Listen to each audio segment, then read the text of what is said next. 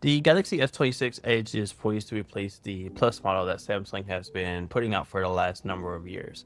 So instead of having both the Galaxy S26 Plus and Galaxy S26 Edge in January, we're going to have one which will be the Edge. And this is your first look at that new Galaxy S26 Edge with a slight design change this year. So as you probably noticed, it does have the same design as that iPhone 17 Pro that is going to be announced in just a couple of days, where we have a camera bar that crosses the entire top of the device. It's going to be about a third of the length of the device. And a big speculation for why Samsung is doing this is so that they can put more components into that top part and make the phone itself even thinner. And talking about thinness, the dimensions are going to be 158.4 millimeters tall by 75.7 millimeters wide by 5.5 millimeters deep. Now, when you include that camera bump, it's going to be about 10.8 millimeters, which means that camera bump is very large, and being able to put more components in there makes a whole lot of sense since it is taking up the entire length of the device. Now, it'll keep a lot of the same specs as the Galaxy S25 Edge, which includes a 6.7-inch display. The new Snapdragon 8 Elite Gen 5 is what we're hearing the name is going to be for the new Snapdragon 8 Elite device or processor. It's going to be announced in just a few weeks in Maui. And of course, it'll be the 4 Galaxy version, so it'll be a slightly overclocked version of what every other device gets. The battery is also supposed to be increased this year to 4200 milliamp hour, which is still quite small, but it is a nice update from the 3900 milliamp hour that we have on the Galaxy S25 Edge.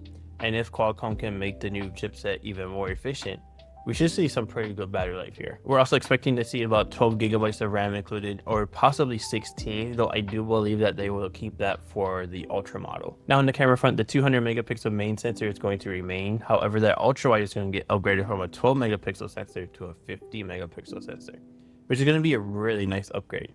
Now, there's still no telephoto sensor, but that is perfectly fine because you can sensor crop that 200 megapixel primary sensor up to probably 3 or 4x and not really lose any quality at all in your pictures. Now, a big design change that we're seeing on the Galaxy S26 series as a whole this year is that it's going to have the Qi 2 magnets built in. Now, on the Galaxy S25, we did have Qi 2, but it was Qi 2 ready, which meant that it supported the Qi 2 speeds, but it did not have the magnets inside for different Qi 2 accessories. And now, after Google added the magnets into the Pixel 10 series just last month, Samsung is doing the same thing with the Galaxy S26 series, which is great news. This means you'll be able to get a battery pack and just slap it right onto the back of your Galaxy S26 Edge and not have to get a case that has the magnets built in. Although a lot of cases will have the magnets built in to make that connection even stronger. Now, we're expecting the Galaxy S26 Edge, as well as the rest of the Galaxy S26 family, to be announced in January at Unpacked. The last couple of years, Samsung has done Unpacked toward the end of January, with the devices shipping around the first week of February. And we're expecting to see a similar time frame this year, especially since CES is taking place a little bit earlier this year. The show is actually starting on like January 5th, so we'd expect probably 2, maybe 3 weeks later is when the Galaxy S26 would be announced. But that's your first look at the Galaxy S26 Edge. Now, if you like this video, make sure to like, comment, and subscribe, and we'll see you next time.